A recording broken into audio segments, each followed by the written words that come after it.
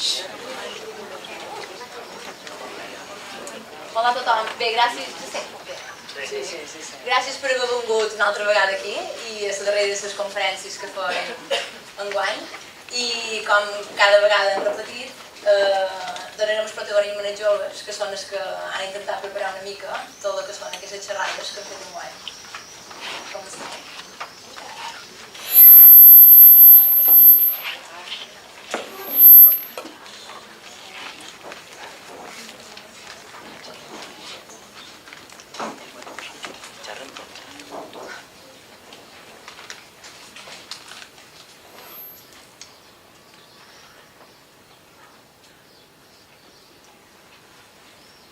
Benvinguts a tots. Abans de res volem donar les gràcies a Antoni Riera per acompanyar-nos aquí avui i per voler participar a la darrera d'aquestes jornades que serveix per construir entre tots un futur millor. Volem donar les gràcies també i en nom de tots els alumnes del Col·legi Sant Salvador a tothom que ha col·laborat d'una manera o altra en aquest projecte que ha servit per parlar d'alguns dels pilars fonamentals de la nostra societat. El tema d'avui és possiblement el més desagradable, perquè la paraula crisi ja és en si mateixa una paraula negativa. El diccionari la defineix en la seva primera entrada com un canvi brusc, favorable o advers en el curs d'una malaltia. Doncs bé, aquesta malaltia ja fa com a mínim 5 anys que s'ha apoderat de la nostra societat i des del punt de vista nostre, però també des del punt de vista de les persones que hem entrevistat per fer l'estudi que ara us mostrarem, el canvi brusc i favorable no es produirà a curt termini. Tot això fa que el pessimisme s'apoderi de les persones. Sembla que s'ha perdut la confiança a tots els mecanismes de control del nostre sistema democràtic, des de polítics a banquers, passant per les grans empreses o mitjans de comunicació. Avui, però, hem volgut a xerrar de la crisi i els joves, perquè directament o indirecta aquesta crisi econòmica ens està afectant a tots nosaltres. És hora de començar a plantejar solucions, a construir il·lusions, a generar optimisme. Com? Nosaltres tenim algunes idees que després veureu, però esperam que vosaltres ens doneu les vostres. Els gràfics que veureu a continuació són el resultat d'un estudi de carrer realitzat pels alumnes de quart d'ESO del Col·legi Sant Salvador. Vàrem entrevistar 36 persones, totes elles adultes, i els vàrem plantejar les següents preguntes per saber com afecta la crisi als joves. La primera pregunta demanava si es consideren afectats per la crisi econòmica. Dels 36 encastats, 30 van dir que sí, i 6 van dir que no. És a dir, prop d'un 83% pateix les conseqüències de la crisi, i un 17% diu no patir-les. A les 30 persones que varen contestar que sí que els afectava la crisi, els varen demanar també quant de temps fa que afecta la crisi. La majoria d'ells, un 63%, fa 2 o 3 anys que la van començar a patir. Per tant, en podem deduir que entre 2010 i 2011 van ser els anys en què ja quasi ningú negava l'existència de la crisi econòmica mundial. Volien saber també l'opinió de la gent pel que fa a les edats dels afectants. Així, la majoria de gent pensa que els que més la pateixen són els més joves, els que es troben entre els 16 i 30 anys, és a dir, nosaltres. Una dada que recolza clarament el per què som avui aquí xerrant de la crisi juvenil. La veritat, ens assusta molt veure que el nostre demà és tan pèssim, però confiem encara que entre tots, entre els joves i grans, traurem el futur endavant. Avui vam fer vaga. Els estudiants de tercer i quart d'ESO de Sant Salvador van decidir fer vaga. Sincerament, no entenem tots els motius de la convocatòria, però sí que ens preocupa moltíssim que es retalli en educació. No ens agrada ni creiem que sigui la solució, quan tampoc no agrada el 91% dels encastats que no creuen que sigui la millor solució, la millor de les àrees a retallar. Pot ser el doblers que avui s'estalvien en formació, demà faran falta per construir una societat preparada. I encara més contundent és la resposta de 35 dels 36 encastats, que veuen negre el nostre futur. Il·lusionant no és gaire per a nosaltres, que estem a les portes del món laboral, però és la realitat que ens està tocant viure. De moment, com mostra el gràfic següent, la majoria de gent no coneix ningú que no hagi pogut estudiar com a conseqüència de les retallades que s'han aplicat els darrers anys i que es continuen aplicant. Però n'hi ha 6 que diuen que sí, que algú s'ha quedat a les portes de la universitat o de més estudis per falta de recursos econòmics. En un país en què la formació continuada és un dret, això no hauria de passar. Segons el 91% de vosaltres, els joves tenim i tindrem problemes per trobar feina. No és cap secret, ja ho sabíem, però francament, si l'educació és més cara i la feina escasseja, la mescla de tot plegat a corona. El pessimisme de què parlava la meva companya al principi es veu reflectit a les respostes a la pregunta següent. Quan sortirem de la crisi, la majoria de la gent no hi veu un final ni a curt ni a mitjà termini. I finalment, van demanar qui són els culpables d'aquesta crisi. Aquí teniu els resultats, en què la gent podia triar més d'una opció, per la qual cosa el percentatge no són exactes a 100. Però allò que voleu no són només culpables. Que les coses estan malament ja ho han notat. Ara volen solucions. Aquestes són algunes de les que els adults entrevistats em varen donar. Revolució, fora corrupció i sous equivalents en lloc de feina, que no ens prenguin purs del pes, polítics i banquers que es posin d'acord, llevar molt de polítics. Una de les que més ens va tocar la curiositat va ser si no ho sap el Rajoy, com ho hem de saber nosaltres? Que els bancs i els polítics no mos robin més, que el govern i el poble lleva l'euro, però la que més es va repetir va ser prou retallades i prou corrupció. A continuació veureu un vídeo en l'opinió del resta de companys de la nostra classe, de quart d'ESO, i d'algun dels professors de l'escola. Però abans deixeu-me fer una crida. Deixeu-me dir, en nom dels alumnes que estem a les portes del món laboral, que no és just que ens hagueu deixat un present com aquest. Ens demaneu que estudiem i en general estudiem. Ens demaneu que ens portem bé i en general ens hi portem. Ens demaneu que siguem respectuosos i solidaris i en general ho som. Per què, idò, en general, vosaltres no heu estat responsables amb el món? Per què hem deixat un futur tan negre? Tenim al davant un merder impressionant, que no sabeu com es pot arreglar. I ara ens demaneu nosaltres que siguem valents per arreglar-ho. Molts de companys nostres, majors que nosaltres, han hagut de partir a altres països per cercar una oportunitat.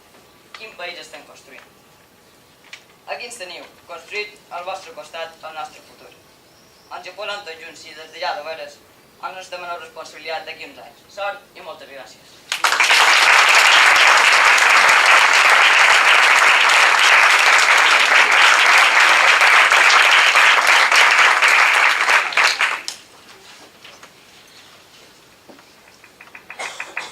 Mentida. Pobresa, inseguretat, depressió, Gavi.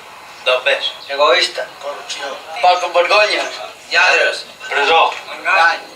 malestar, injustícia, Estafa! El poder del capital, dels grans financers, Un desastre. però estat un pot d'ombres. Pot del pes. Arruïnats, desastrosa, mal rotllo. Pot del pes.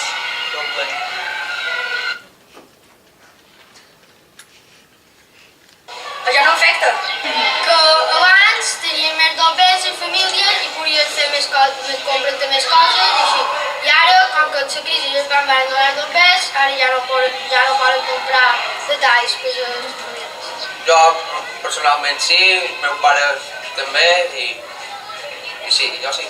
Econòmicament, psicològicament, socialment, al final el que m'ho produeix és un gran estrès. Ara no te pot permetre el luxe de fer les coses que feies antes, sinó que has de reduir gastos. La feina, menys ofertes de feina, els pagaments i hi ha dificultats d'arribar a final de mes. Que antes podies fer més coses, jo crec, sobretot coses que haguis d'invertir en pes i ara t'has de limitar un poc, segons com. Jo personalment, a més d'afectar-me econòmicament, que hi ha hagut retallades a nivell d'educació, també m'ha afectat en la inseguretat que m'ha donat. Si ara per iniciar qualsevol projecte urbanístic, de contractar una casa o qualsevol cosa, tens una inseguretat damunt de que no saps què te vens, el futur no sap què te depara i la veritat estàs acollonat. És difícil, de tot. Amb sentit de cant hi havia més dobbers i te donaven més coses i ara ja no. Afectats sí que m'hi veig perquè respecte als anys anteriors, quan érem petits, podien comprar qualsevol cosa, anàvem a la plaça i s'ho podien comprar. I també penso que així com ens tornem més grans, de cada vegada ens afecta més la crisi respecte al nostre futur. Sí, me veig afectada i crec que nosaltres encara ho podem dur, però vosaltres ja crec que no. Això sí que m'afecta, però tampoc no és una exageració tant. Que tampoc no me poden comprar un mòbil i això, però això és com una tonteria, perquè un menjar cada dia i això. Però respecte al futur, vull que un pont negre, jo vull estudiar a Barcelona i vull que m'ho costarà. Sí, també, perquè antes te podies permetir ser una tonteria, però ara ja només és el bàsic. Potser directament no, però indirectament sí. Sobretot en tema de retallades de l'educació, que hi ha gent que no ha pogut estudiar per aquest motiu. Yo sinceramente sí, porque antes, cuando era más pequeño, podía tener cualquier tontería, un capricho de juguete de niño pequeño, y ahora no se puede comprar las cosas que tú quieres y hay que reducir todas esas cosas. M'ha passat molta pena del que veig que vos passarà a d'altres. Un món que hem viscut nosaltres ja no ho podrem viure, hi ha un havia més benestar, més seguretat de feina, menys estrès, més comoditats, etc.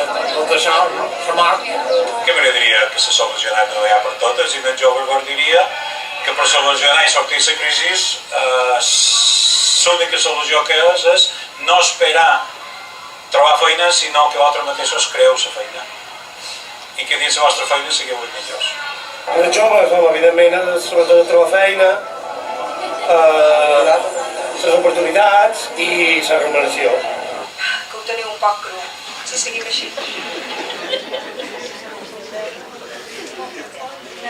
Al revés, és al revés.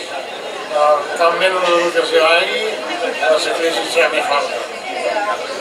Mirant el futur. Les retallades no són la possible solució, ja que bastants joves són molt afectats per aquestes retallades i no poden estudiar i tenen molt difícil trobar feina.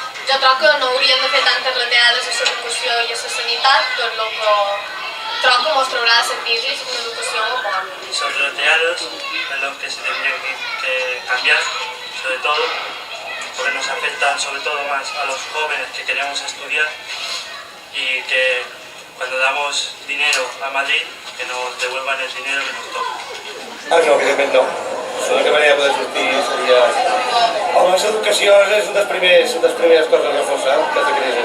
No retallar tant damunt l'educació i la sanitat, sinó de mirar de retallar damunt l'exèrcit, cosa que no és necessari, cada any s'està enrolant molt bé. Nosaltres que podem bo fort i no mollar en els drets, tant siguin de llengua, siguin de territori, siguin de govern, siguin de democràcia, siguin de distribució de riquesa, de vivenda, de tot. Hi ha uns drets humans que s'han de respectar en tot moment. Però jo crec que sobretot els joves estudiar més, perquè si no, no. Un poc, no. Que podríem fer, home, suposo intentar formar-se, encara que hagin retallades, cercar formació per altres bandes i cercar camps nous. El gran capital que s'ha fet en el poder polític i el control de tot. Els culpables, sempre que els culpables són els que tenen els dobles, que tenen el poder, i sempre seran els culpables. El que passa és que els polítics haurien de ser les solucions i per desgràcia actualment no són les solucions. Els polítics són, és un increment de la culpabilitat dels possibles culpables. Tothom en general, perquè hi ha hagut gent que ha demanat hipoteques i préstecs que després no pot tornar d'on ves, polítics corruptes, després els bancs els han donat i tothom en general. El govern i els banquers. Sí, el govern i els banquers per llevar el pes. Els polítics i banquers i nosaltres perquè cadascú fa un comandos de la crisi, cadascú té un pot de culpa. Home, evidentment, els grans lobbies, ja siguin bancs i grans empreses, que sempre surten beneficiats. Tots, són tots, però els polítics i aquesta gent que se'n riuen de nosaltres. Una millor democràcia, allà on es falta realment, pugui dir la seva i li facin cas, menys cinisme, és a dir, coses i com són de veritat, millor distribució de la riquesa, impostos als més rics. Tirar endavant, ser més emprenedors, no queixar-nos i cercar solucions, no problemes sinó solucions. Solucions, home, en el cas d'Islàndia està bastant clar, vull dir que la població no s'ha fet responsable dels fracassos bancaris. És molt difícil, si els polítics ja no s'ho posen d'acord, no sé nosaltres... És molt difícil. No sé quines solucions hauríem de prendre.